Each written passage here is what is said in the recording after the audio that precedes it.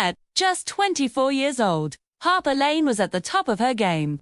As one of the highest-earning creators on OnlyFans, she projected an image of confidence, glamour, and untouchable success.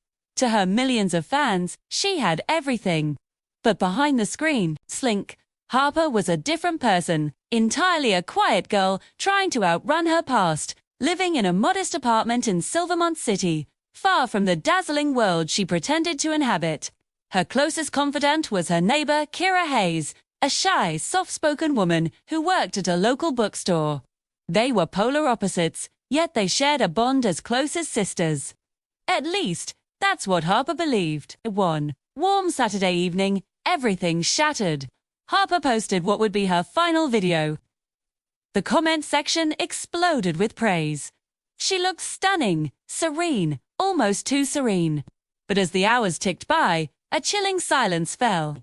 Harper stopped responding to messages. Her manager's calls went to voicemail. Her mother's texts were left unread. Kira, her friend next door, knocked on her door, but there was no answer. By Sunday morning, the police were there. There were no signs of a break-in, and nothing was stolen. But inside the bathroom, surrounded by lit candles and the faint sound of music, Harper Lane was found lifeless in the bathtub, her phone floating in the water beside her. The news ripped through the city. Fans mourned online, reporters swarmed social media, and speculation ran wild. But the detectives on the scene knew immediately this was no accident. The perfectly staged scene felt wrong. Someone had tried to make her death look like a tragic mistake, but the signs pointed to something far more sinister. Just as the investigation into Harper's death began, another emergency call echoed from across town. A woman was screaming for help. A man was bleeding out on a kitchen floor. The terrified caller was Kira Hayes. On the ground lay her boyfriend, Tyler Briggs, with a deep stab wound. He died just minutes later. Kira stood over him, shaking, the knife still in her hand, insisting it was self-defense. Suddenly, the police had two deaths on one night, involving two young women who were deeply connected. They knew this couldn't be a coincidence. The two tragedies had to be linked. During questioning, Kira admitted that she and Harper were more than just neighbors. They were incredibly close, sharing secrets that no one else knew. Harper trusted Kira with everything: her fears, her dreams, and the dark side of her online fame. She confided in Kira about creepy fans, stalkers, and the constant threats she received. Kira had promised to always protect her, but Kira was hiding a secret of her own, a secret that had been growing more dangerous by the day. Her boyfriend Tyler had developed a disturbing obsession with Harper. He consumed all of her content, left comments under fake profiles, and followed her live streams with a religious fervor.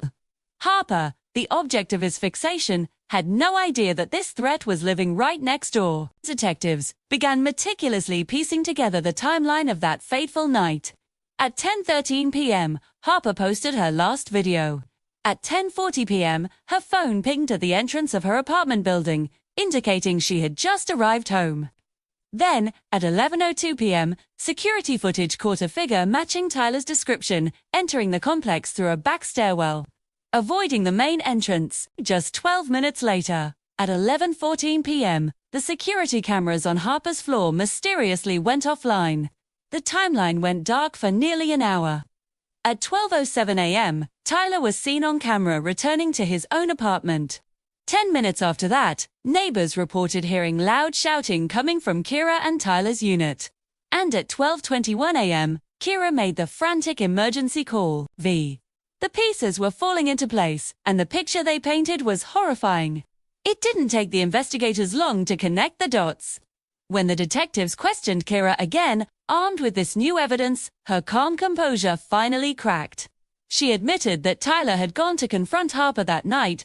He had claimed he just wanted to meet her properly, but Kira knew his intentions were far darker. She described his jealousy, his obsession, and his twisted belief that Harper was stealing attention that should have been his. Fearing the worst, Kira had followed him to Harper's apartment. She arrived to a scene of horror. The bathroom door was slightly ajar. Through the crack, she could see Harper, already unconscious in the tub. Tyler was standing over her, claiming she had slipped and fallen. But Kira saw the truth. She saw the fresh bruises on Harper's arm, the way Tyler's hands trembled, and the raw fear in his eyes. He was lying. When they returned to their apartment, Kira confronted him. The argument exploded.